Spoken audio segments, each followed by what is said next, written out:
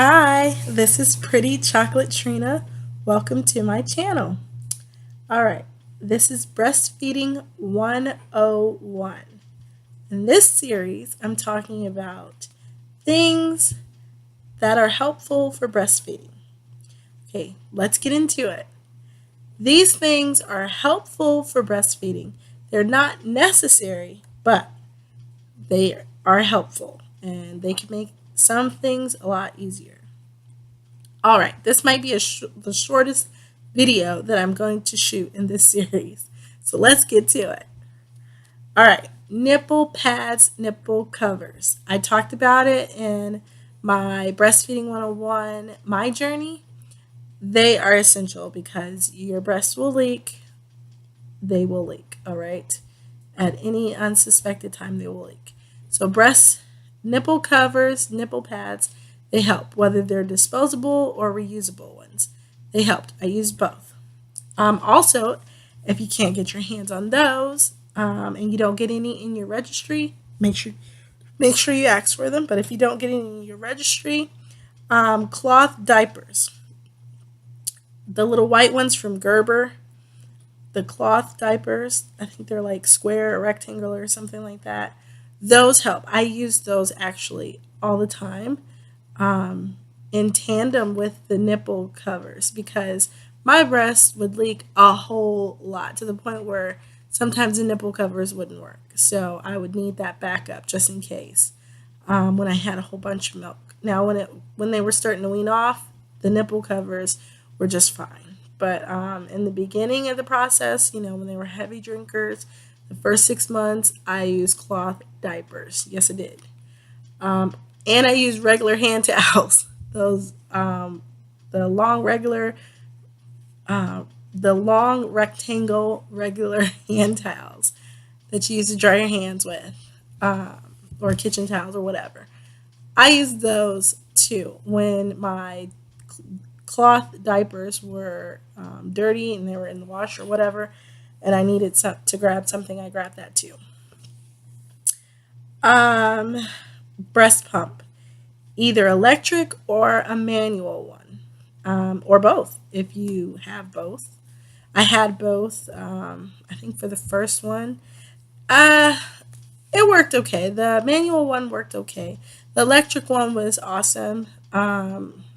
Sometimes when it got like older, because I used it for like all four of my kids, when it got older, it started slowing down. But yeah, breast pumps are great, especially when you need to express the other side of your nipple or you need to express both of them at the same time. Breast pumps are great, manual or electric, whichever one you're comfortable with. Remember, it's not necessary because you can express with your hands, but you'll get more out if you use a breast pump or if you use a breast pump, manual or electric. Bottles. You need something to store that milk in that you just expressed out. Bottles or breast milk containers or whatever. The little baggies. I've used the little baggies a couple times. They spill out, they fall over, all that. Sometimes they stay. I don't, it just depends. You can try them all out. Try whatever out you want. Um, yeah.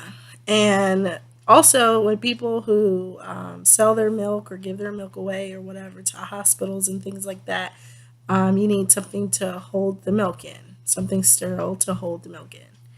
All right, so something to cover yourself. When you're breastfeeding, especially when you're new, you'll feel uncomfortable. You need something that will cover you and the baby while the baby's on your nipple. It doesn't have to cover the baby all the way up, as long as it's covering the part of your nipple that's exposed and the baby. My children did not like to be covered. They just didn't. They would kick, they would push it off, they would try to tear it down. They did not like to be covered. They wanted to see everything. They wanted to be unobstructed when they were nursing. So, good luck.